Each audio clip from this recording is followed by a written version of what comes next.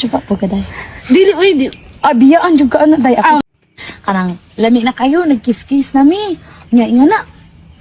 Tapos mukalit siya inigpatong ipasulod day ni iyang uti. Kaway lami man ano gusto man ko kanang di sir magpuyot nga na di sir ipasulod dapat mag-romance gikan sa tiil padulong sa ulo. Ay gilupay na. Nga na kung ganun niya tila-tila na kong puso na sup-supo na kong totoy kay magbasa-basa ko na pero Nya ina maghubo na ikaw or siya why nagkiss naggihubo na niya gihinay-hinay mao noy lami din ha dili na mo undang. nya na dili day ikaw maghubo para madali na lang. Ako maghubo sa kuha, kaway lami po danoy. While nagkiss-kiss mo, nagchinulaay mo, gihinay-hinaya nakaghubo niya, naghinay-hinay na siya kulkog sa imo. Ay, nagbasa akong bilat din.